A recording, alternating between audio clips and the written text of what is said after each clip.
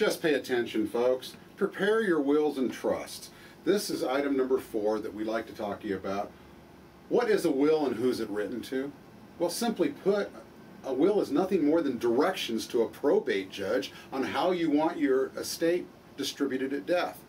Now, have you ever done anything in court that hasn't cost you money, folks? Come on now. I mean, let me give you an example here. This happens all the time in estates, okay? How many people have heard of estates being contested? Everybody's heard of estates being contested, right? You bet.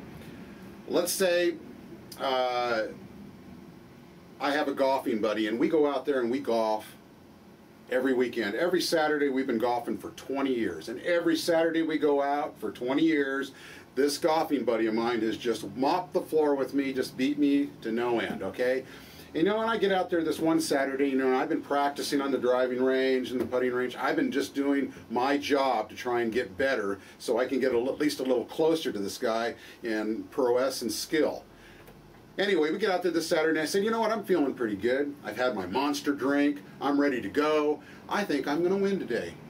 And my golfing buddy looks at me and says, you know what, Ralph, what do you want to bet on that? And I said, well, you know what, I like that brand new golf cart that you just bought. And I'll take that, all your polyester slacks and those golf shoes you're wearing, I get those when you die if I win today. And he says, you're right, as a joke, you know, but anyway, you're on. He shakes on it. And we go out there and guess what happens? I get out there on the golf course and I'm doing really good. Monster drink must have helped. Anyway, what happens? I win.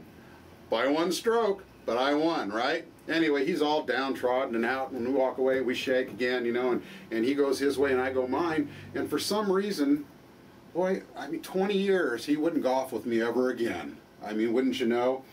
And anyway, one day I'm sitting there in my easy chair, I'm looking at the newspaper, and I get to the obituary columns, and I'm going, wow, my golfing buddy just died. Probate hearing today? Oh my goodness. Well, I sally myself on down to the courthouse, walk in there right when the judge says, does anybody have lien or contestability to this estate? Well, I raise my hand when I'm walking in and say, yeah, I do. I tell them the story. Families all just come in from back east and they're there to settle the estate and all that because he didn't take care of any of his wills or trust or anything. So, you know, they got an attorney there.